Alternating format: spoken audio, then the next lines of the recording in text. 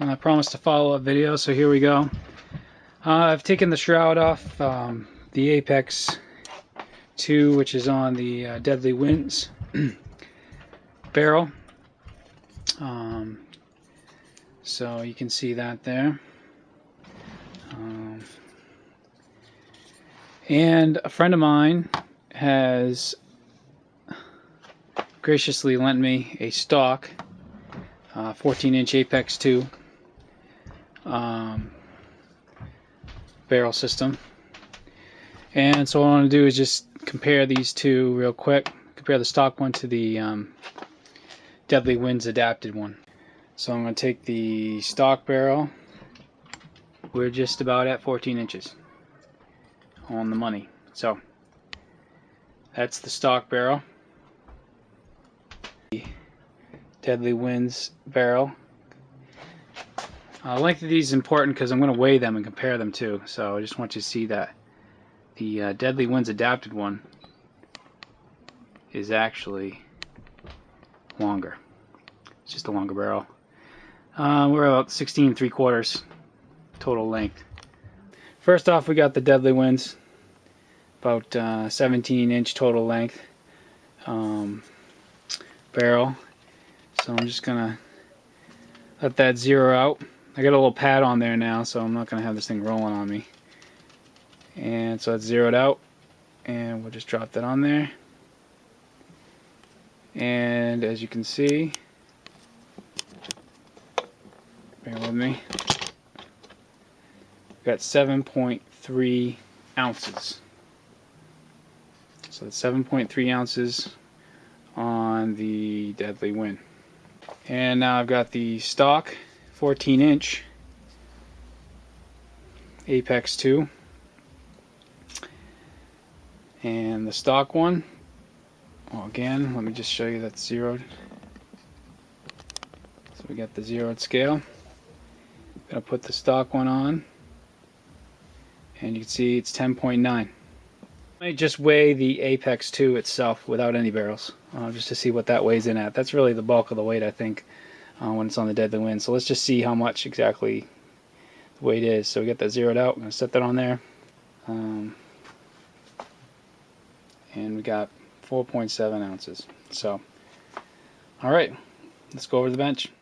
So let's take this thing apart a little bit, go over it for those of you who might not watch the first video.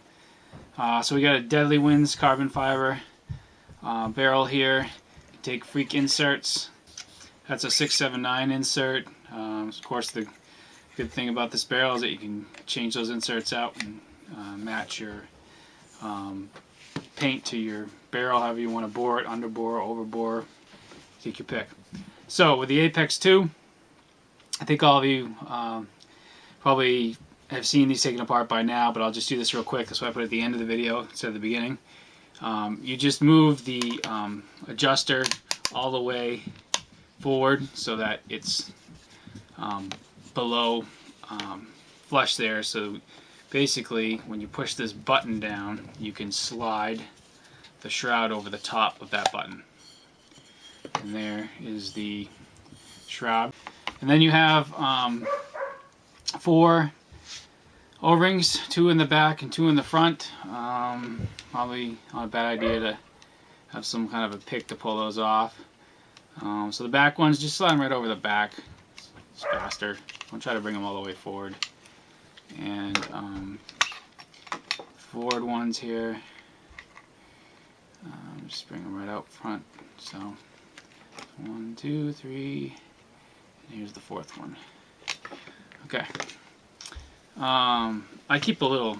If you guys ever buy an iPod, keep the case because they have those hard plastic cases. They actually make little good little trays for little parts as you're taking things, disassembling items. So now you've got those O-rings off. There's just 2 pieces that clamp around the end of the barrel where the adapter is. So I'm just going to take those off. We'll go over these other pieces in a second. And you can see here that on this Deadlywind's barrel you have an adapter that slid over the barrel. Fits tight, snug, and it's got the grooves in it that match up with the Apex 2. In terms of the Apex 2, again, I think anyone who's interested in this probably already knows kind of how that all works together. But you've got this tongue, and this is actually just the button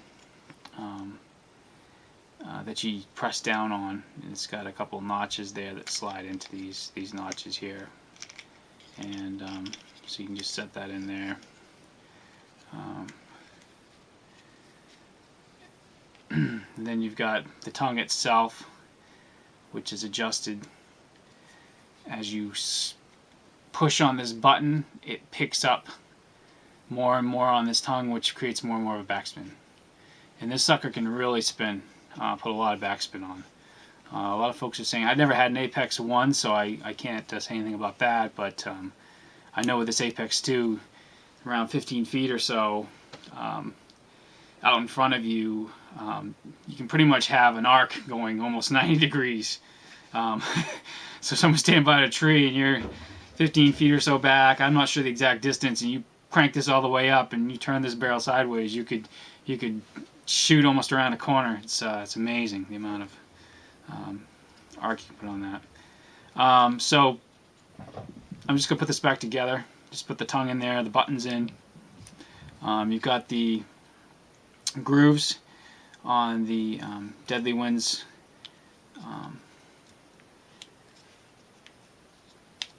barrel that you have to line up with the Apex groove. And then you just roll the O-rings up here into place. Seat those. You could lube it if you want. There's plenty of lube on this right now because I've done this a couple times, so I'm not going to bother with any lube right now. It doesn't need it. It's just for making it easier to get it apart later. Slide that shroud on and off. So you put the 4 O-rings on, 2 in the back, 2 in the front, however you want to accomplish that. And so you can see now it's on there. And what I'm going to do again is just push this button all the way forward and make sure my shroud is facing the right direction. You're going to want the long part facing the rear there. No big deal if you get it wrong, just flip it around. Push that button down and line it up with the hole. Slide it all the way back. It's as easy as that. So there you have it. Any questions, post them on up. Thanks for your time, and take care. Bye-bye.